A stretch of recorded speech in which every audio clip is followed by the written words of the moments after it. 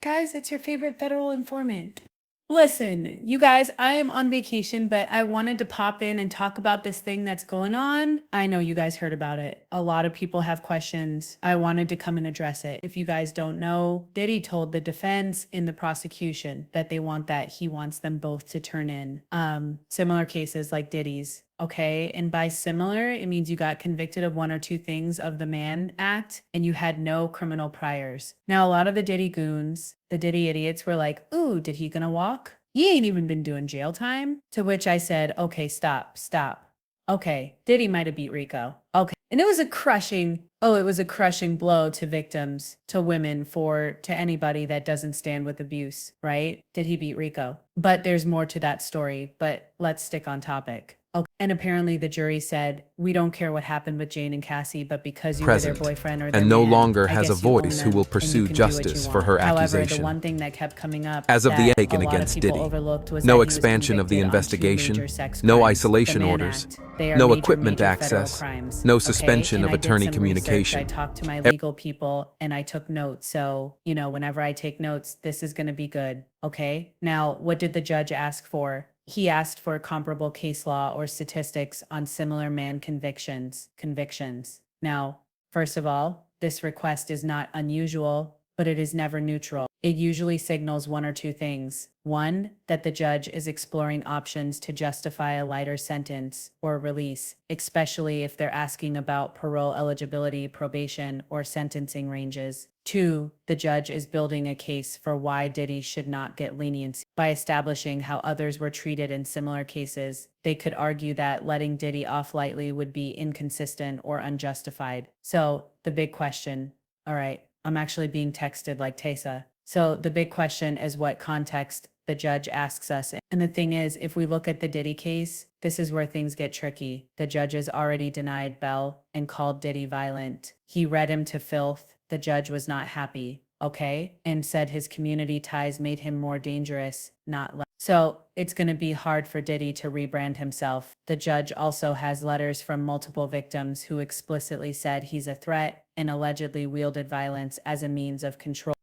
Diddy has access, money, and potential leverage over witnesses, and the judges don't like to be made a fool of. And if Diddy walks and does something shady again, and I think he actually will do something shady again, it reflects directly on the court. And you guys listen. The verdict of the jury threw us for a loop, but the fact that the judge said all this in court, and denied bail, I mean, come on. I think we can put two together. This does not look like someone that's looking to cut Diddy a break. And him being able to walk straight with time served, baby. That's cutting Diddy a break, okay? So why ask about the comparable Mann Act sentences, okay? They said, listen, Tissa, there's 3 possible reasons. 1, judicial cover. The judge might personally feel parole is risky, but is giving the appearance of objectivity by asking both sides for precedents. That way, no one can claim bias later. Now, he might be appealing his decision for when he sentences him. If Diddy's team appeals any eventual sentence, the judge can say, I reviewed the sentencing ranges and outcomes for similarly situated defendants under the Mann Act, and the sentence falls squarely within that range. Or the judge also might be testing boundaries. Maybe the judge is trying to find out how lenient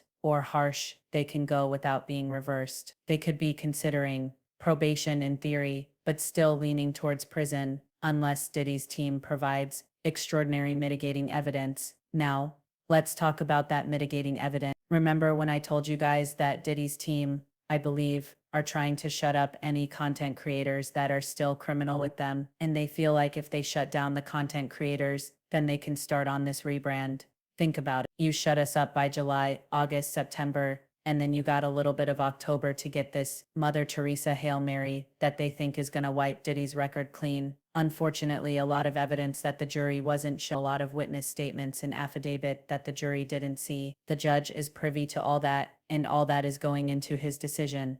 Okay? So again, I actually said, but do you really think there is any type of risk of Diddy walking with just parole? Present, no, but I had and to no take it longer to the has a people that voice who will actually pursue practice law, justice for her and they said, accusation. right now, Tissa, it is As of super the low. taken And against I'm Diddy, like, okay, but no why? expansion Because of the y'all also said investigation, it was super no low, that he isolation was gonna orders, beat the Rico no charger. equipment Well, that's not access, true. no They said suspension the of Cassie attorney charges were communication. super low. They said 1, the Mann Act is a serious federal charge, and even though it's sometimes used strategically in civil or hybrid cases, judges take it very seriously when paired with violence and pattern behavior. Judge Aaron, when did he was asking for bail, said not only is he violent, but there is a pattern of violence. Public sentiment, they also will take this. It's low because public sentiment and visibility are sky high, and the DOJ knows this is a credibility test. Again, remember Maureen Comey said this is chilling for victims. It will have a chilling effect, and if the judge already said Diddy is violent and a threat and denied bail, and then suddenly letting him walk would make the judge look wildly inconsistent unless new facts came to light. So what do we think about the judge? This is just my personal take. I think the judge is doing due diligence checking to see if there's any legal wiggle room, but based on prior comments, it sounds like this judge already sees Diddy as a danger, and it's just asking for case comparisons to legally reinforce whatever sentence he's already decided on. So, unless Diddy pulls a legal rabbit off the hat, he's unlikely to walk with this parole. This request is probably more about sentencing justification than lenient. Okay, so here's the thing, right? Okay, what type of language? And I just want to refresh your memory, the type of language that slams the door on parole or probation. And listen, let's get into this. He said Diddy was a batterer. This is not just commentary. That is legal language or phrase. It suggests a pattern of violence, not a one-time incident. And the judge is accepting allegations as credible and may be treating them as established facts for purposes of sentencing or bail decision. And it undercuts any claim that did violent behavior is isolated, provoked, or misunderstood. Judges should casually just don't throw out that word unless they want it to stick around on the official record. He also said, your client admitted he is violent and tried to preemptively enter a batter program. This is huge because pre-sentencing rehabilitation attempts like enrolling in a battery program are often seen by judges as damage control and not sincere. The fact that Diddy knew to enroll in that program shows consciousness of guilt. He anticipated legal trouble. Admission of violence undercuts any "I didn't do it" or "this was exaggerated" defense. And if the judge believes the omission wasn't just PR but rooted in truth, it justifies custodial sentencing over any community supervision. Okay? Now, also the judge said, this type of violence comes suddenly, quickly, and with no warning. That's a judicial finding of dangerous. They said that the phrasing means that the judge believes that he is not in control of his violence and that his behavior escalates. It's impulsive and it's unpredictable. Judges use this language to justify detention, especially in bail or sentencing memo. It also implies that even if he's calmed down, he could explode at any moment, which is true, and we can't risk that in the community. That is a direct argument against probation. Now, when you hear all that, I have to ask you, does this sound like a judge that's gonna let Diddy? I mean, let's be serious. Even though I'm scared for the Diddy goons. What are they gonna do? Hold a visual, be standing outside with a boombox begging for him to be let out of jail. I can't wait to see this, they said. So again, I don't think it, or actually, absolutely not. If anything, a judge is building a sentencing record that says even if this man has money, power, and influence, he is violent, he is dangerous,